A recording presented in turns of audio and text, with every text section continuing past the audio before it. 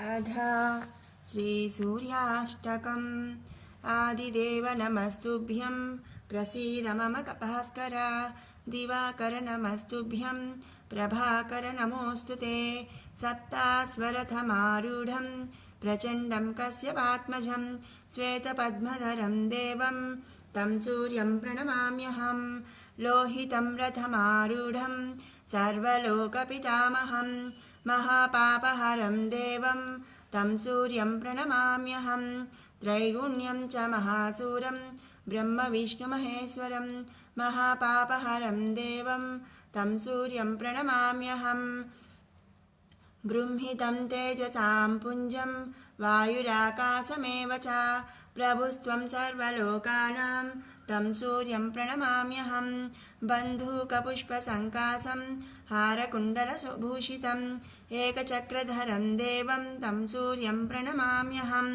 तं सूर्यं लोककर्तारं महातेजः प्रदीपनं महापापहरं देवं तं सूर्यं प्रणमाम्यहं श्रीविष्णुं जगतां नाथं ज्ञानविज्ञानमोक्षदं महापापहरं देवं तं सूर्यं प्रणमाम्यहं सूर्याष्टकं पठेन्नित्यं ग्रहपीडाप्रणाशनम् अपुत्रो लभते पुत्रं दरिद्रो धनवान् भवेत् आमिषं मधुपानं च यः करोति रवेद्धिने सप्तजन्म भवेद्रोगी जन्म जन्म दरिद्रता स्त्रीतैलमधुमांसानि ये त्यजन्ति रवेद्धिने न व्याधिशोकदारिद्र्यं सूर्यलोकं स गच्छति इति శ్రీసూర్యాష్టకం.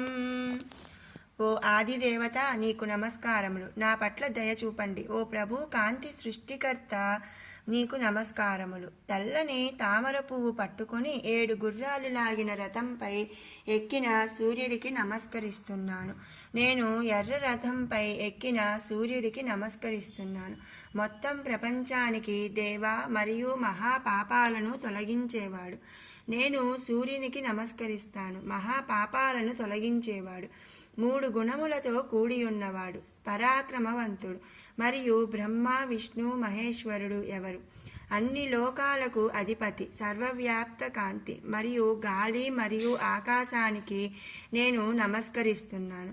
మాల చెవిపోగులు ధరించి ఒకే చక్రాల రథాన్ని అధిరోహించేవాడు, మందార పువ్వుల కాషాయ రంగులో ఉన్న సూర్యుడికి నేను నమస్కరిస్తాను.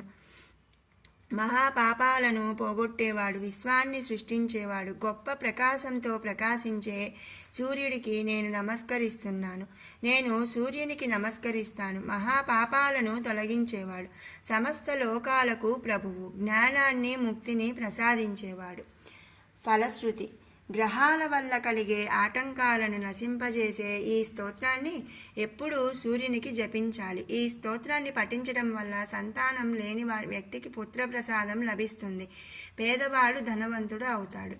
సూర్యునికి అంకితమైన రోజున మాంసాహారం మరియు మద్యం సేవించేవాడు 7 జీవితాల కాలమంతా వ్యాధిగ్రస్తుడు మరియు ప్రతి జీవితంలో దుఃఖంతో ఉంటాడు.